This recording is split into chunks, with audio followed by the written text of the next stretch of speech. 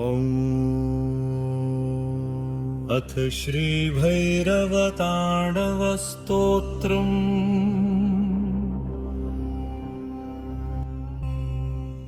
चण्डं प्रतिचण्डं करधृतदण्डं कृतरीपूखण्डं सौख्यकरं लोकं सुखयन्तं विलसितवन्तं प्रकटितदन्तं नृत्यकरं रमरुध्वनिशङ्खं तरलवतं सम्मधुरहसन्तं लोकभरं भज भज भूतेशं प्रकटमहेशं श्रीभैरववेशं कष्टहरम्।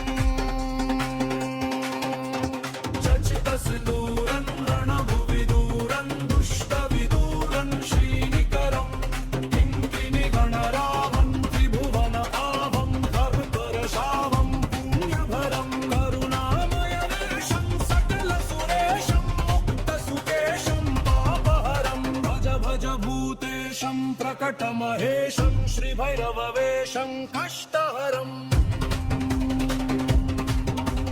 कलिमलसंहारं मदनविहारं फणिपतिहारं शीघ्रतरं कलुषं शमयन्तं परिवृतसन्तं मत्तदृगन्तं शुद्धतरं गतिनिन्दितकेशं नरतनवेशं स्वच्छकशंसं मुण्डकरं भज भज भूतेशं प्रकटमहेशं श्रीभैरववेशं कष्टहरम्।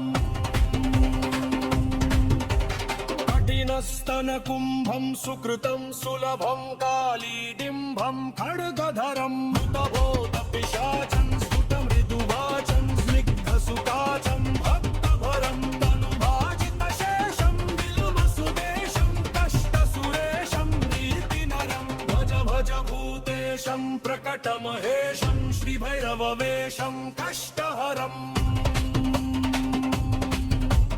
ललिताननचन्द्रं सुमनवितन्द्रं बोधितमन्द्रं श्रेष्ठवरं सहनागतपालं मृगमदभालं सङ्गितकालं श्रेष्ठबलं पदनूपुरसिञ्जं विनयनकञ्जं गुणिजनरञ्जन पुष्टहरं भज भज भूतेशं प्रकटमहेशं श्रीभैरववेशं कष्टहरम्।